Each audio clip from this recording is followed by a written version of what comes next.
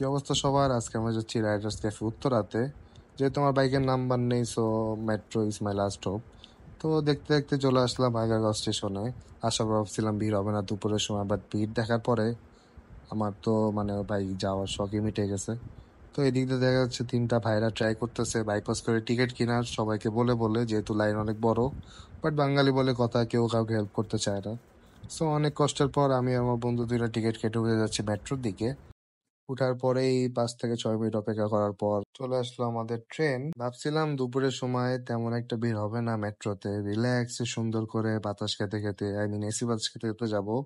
কিন্তু ভিড় দেখার পরে আমার তো উঠার শখ আবার মিটে গেছে। এদিকে ভিডিও করতে গেছি আর একটা মেট্রো এসে বাধা দিয়ে দিল। তারপর একটু সময় নিয়ে দেখতে পারলাম, কয়েকটা ভিডিও নিতে পারলাম, যেহেতু সবাই অ্যাস্থেটিক ভাবে অনেক ছবি তুলে ভিডিও করে মেট্রোতে উঠলে। সো তারপর অনেক সময় নেওয়ার পরে পৌঁছে গেলাম উত্তর নর্থ। আর এখানে দেখা যাচ্ছে সুন্দর একটা প্লেন ল্যান্ড করতেছে। যদিও ভিডিওটা করতে ভালো লাগছিল, বাট দেখতে অতটা ভালো লাগেনি।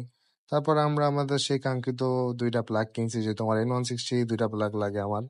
আর এখানে ভাই ওদের এত কালেকশন, যেটাই দেখতেছি মন চাচ্ছে যে এটাই লাগাই এটাই লাগাই। তো তারপর কি আবার সেই back to that metro struggles. So এখান থেকে আমি আসার পরে আমার বাইকে আমার প্লাগ দুইটা ইনস্টল করে ফেলছি। ইনস্টল করার পর মনে হচ্ছে যে বাইকটা একটু নোংরা হয়ে গেছে, যেহেতু সবাই ওয়াশ করতেছে এখানে, তো মনে হচ্ছে আমিও না ওয়াশ করলে কি জিনিসটা মানায়। তো তারপর আর কি করার, বাইকটা ওয়াশ করে ফেলছি সুন্দর করে। ওয়াশ করার পর ভাই বাইকটা যে কি সুন্দর লাগে দেখতে, নতুন করে প্রেমে পড়ে যায়। So that's for today. আমি ট্রাই করবো সুন একটা রিভিউ দিয়ে আমার প্লাগের ব্যাপারে। So till that, let's try যে কেমন যায় প্লাগটা।